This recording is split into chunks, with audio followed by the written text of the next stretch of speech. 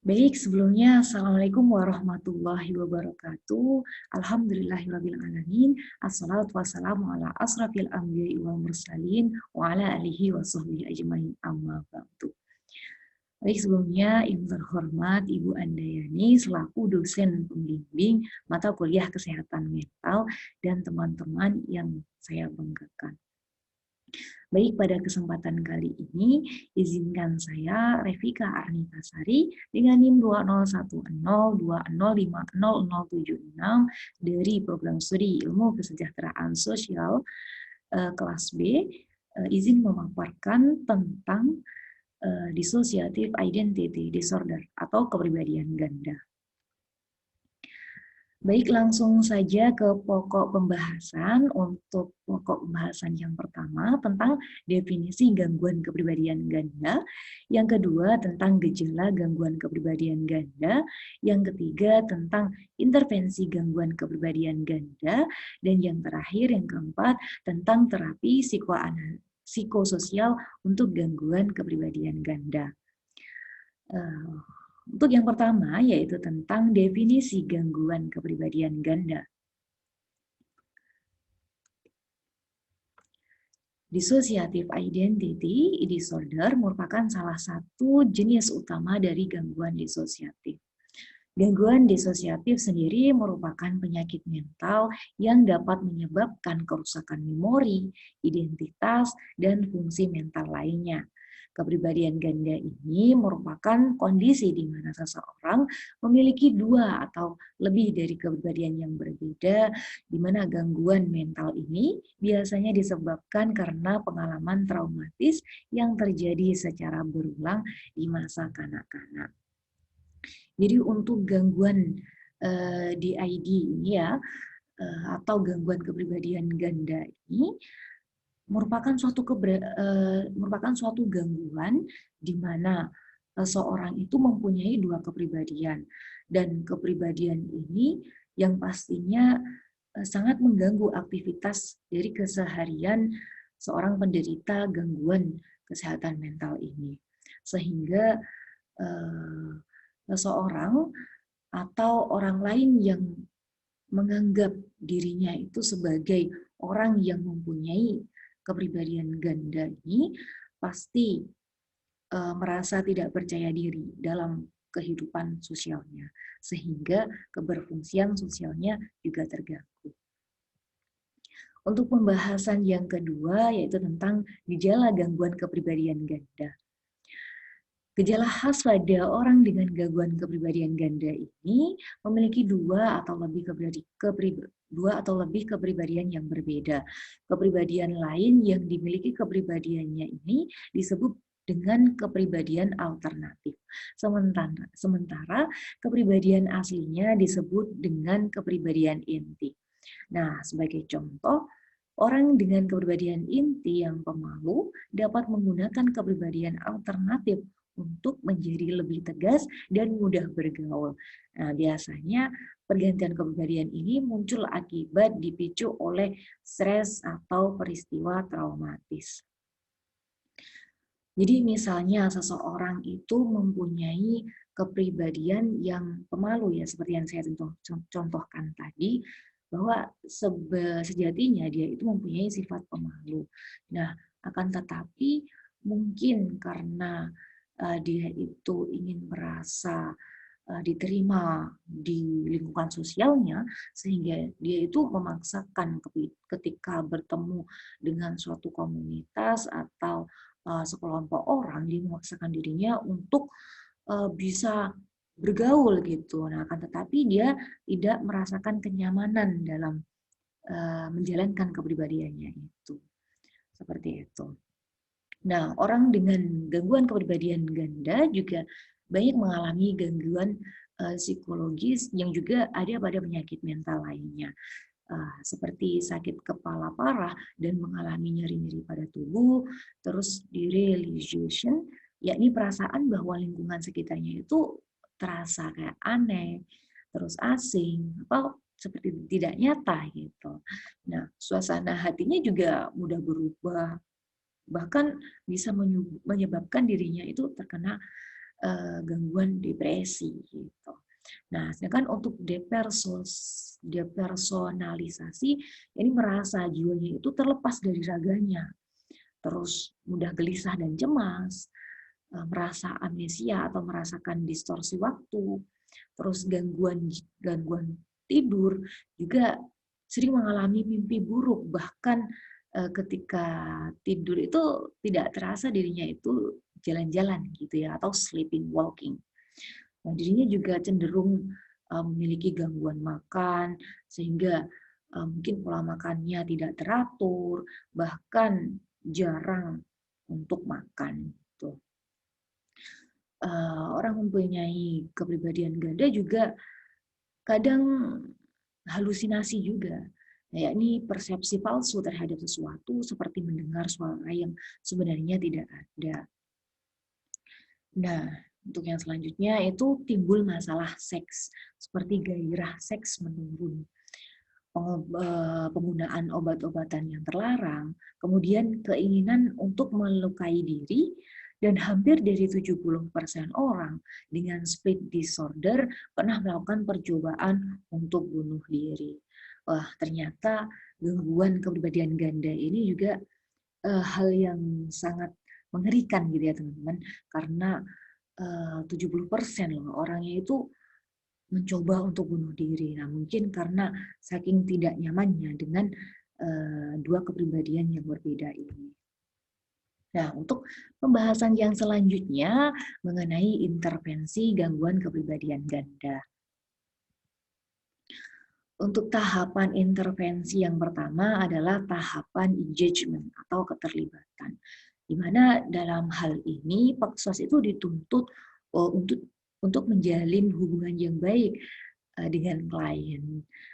Nah, untuk menjalin hubungan baik dengan klien ini, Paksos harusnya bisa berkomunikasi dengan baik sehingga nantinya dapat merumuskan hipotesa-hipotesa mengenai kasus yang dihadapi oleh klien.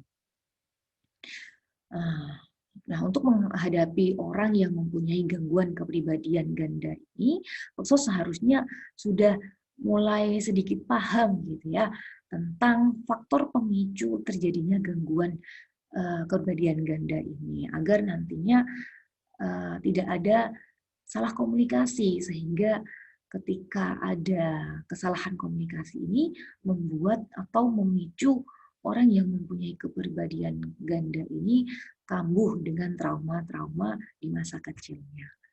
Gitu. Untuk tahapan yang kedua tentang tahap assessment, yaitu pengungkapan dan pemahaman masalah. Nah, pada tahapan ini, Paksos seharusnya paham dan mampu merumuskan masalah yang sedang dihadapi klien. Karena ini sangat berpengaruh gitu ya dengan proses rencana kegiatan pertolongan yang akan dilakukan terhadap klien nantinya. Paksos juga mampu menggali masalah dari klien. Misal bisa dari awal mula penyebab gangguan kepribadian ganda, terus bisa juga tentang gejala yang dirasakan, dampak yang dirasakan, dan yang lain sebagainya. Nah, untuk tahapan yang selanjutnya yaitu tahapan planning atau perencanaan. Nah, pada tahapan ini, Paksos dituntut untuk membuat suatu perencanaan tujuan yang mengarahkan secara langsung tentang program kerja yang akan dibuat. Tahapan ini akan mengambil patokan dari hasil asesmen atau diagnosa dari kasus agar dapat ditangani dengan baik dalam perencanaan program kerja Paksos. Nah, pada tahapan ini, klien mempunyai hak untuk menentukan sendiri kebutuhan dan cara bagaimana kebutuhan itu bisa dipenuhi. Selain itu, Paksos juga bisa menyadarkan klien sehingga dia dapat menemukan solusi yang tepat untuk masalahnya sendiri. Nah, untuk tahapan yang selanjutnya yaitu tahapan intervensi, di mana pada tahapan ini Paksos mulai melaksanakan program-program yang sudah direncanakan tadi, sehingga nanti bisa menemukan metode yang dilakukan untuk melakukan proses pertolongan. Apakah Peksos akan melakukan metode group work secara bergu atau secara berkelompok, casework atau secara mandiri, misalnya dengan pendekatan individu atau keluarga, terus bisa juga community development atau community organization berbasis komunitas atau cakupannya lebih luas gitu ya. Nah, yang penting ini berkaitan dengan pelayanan langsung atau direct service. Nah, untuk orang yang mempunyai gangguan kepribadian ganda sendiri, biasanya menggunakan casework atau pendekatan secara individualis. Itu karena dengan pendekatan ini lebih intensif untuk menyelesaikan masalah klien yang bersifat pribadi. Nah, untuk tahapan yang selanjutnya yaitu tahapan evaluasi, di mana pada tahapan ini Peksos melihat sejauh mana kemajuan program yang diberikan dari model-model pertolongan yang telah dilaksanakan maupun menilik kendala yang dihadapi dalam proses pertolongan tersebut untuk menindaklanjuti atau mengubah metode yang lainnya. Nah, untuk tahapan yang selanjutnya yaitu tahapan terminasi. Nah, dalam tahapan ini, Peksos menentukan mau melanjutkan atau meneruskan tahapan intervensi ini. Karena tujuannya untuk pemberhentian dari tahapan intervensi ini, tujuannya agar si klien itu tidak mengalami ketergantungan sosial. Akan tetapi ketika klien belum menunjukkan perubahan atas persetujuan Peksos, akan kembali ke tahap awal dalam melakukan intervensi. Nah, untuk tahapan yang selanjutnya yaitu tahapan monitoring. Sebenarnya tahapan ini ya tahapan yang dilakukan secara konsidental gitu ya. Karena tahapan ini bisa digunakan, bisa juga tidak digunakan, tergantung masalah klien. Jika masalah klien belum terselesaikan, maka monitoring ini diperlukan untuk nantinya bisa menata ulang intervensi dari awal dan perlu memperhatikan evaluasi dari intervensi sebelumnya agar metode yang digunakan dapat menyelesaikan masalah klien secara kondusif. Nah, untuk yang selanjutnya yaitu pembahasan mengenai terapi psikososial untuk gangguan kepribadian ganda. Terapi psikososial ini merupakan bentuk penyembuhan untuk membantu seorang yang mempunyai kepribadian ganda tadi, baik secara individu, keluarga, maupun kelompok, untuk mengubah perilaku dan situasinya. Nah, capaiannya terjadinya perubahan dari aspek kognitif, emosi, dan juga lingkungan. Nah, dalam proses ini perlu adanya peran keluarga atau kelompok untuk membantu orang mengubah kepribadiannya, perilakunya, atau situasinya yang dapat memberikan kontribusi dalam pencapaian kepuasan, pemenuhan keberfungsian manusia, dalam kerangka nilai-nilai pribadi, tujuan-tujuan mereka, dan sumber-sumber yang tersedia dalam masyarakat. Nah, terapi ini juga diterapkan untuk orang yang mempunyai gangguan kepribadian ganda. Nah, terapi yang cocok adalah terapi psikoanalisa, karena terapi psikoanalisa itu identik dengan menggali masalah-masalah atau trauma-trauma yang terjadi di masa kecil, di mana trauma-trauma ini yang biasanya dikeluhkan oleh orang yang mempunyai kepribadian ganda, sehingga sangat efektif untuk diterapkan untuk orang yang mempunyai gangguan mental tersebut. Nah, teknik ini juga menekankan untuk menganalisis setiap kata-kata yang diungkapkan oleh klien. Nah, di dalam terapi psikoanalisa ini sangat dibutuhkan sifat terapeutik, maksudnya adalah adanya hubungan interpersonal dan kerjasama antara profesional terapis dan klien. Terapis juga bisa menjaga hubungan ini agar klien dapat merasakan kenyamanan, ketenangan, dan bisa rileks dalam menceritakan permasalahan serta tujuannya untuk menemui terapis. Nah, untuk eh, terapi psikoanalisa ini identik dengan asosiasi bebas, di mana asosiasi bebas ini merupakan salah satu dari peralatan dasar sebagai pembuka pintu keinginan, hayalan, konflik, serta motivasi yang tidak disadari. Nah, dalam teknik ini biasanya menggunakan sarana hipnotis gitu. Nah, untuk mendapatkan data-data dari klien mengenai hal-hal yang dipikirkan di bawah alam sadarnya.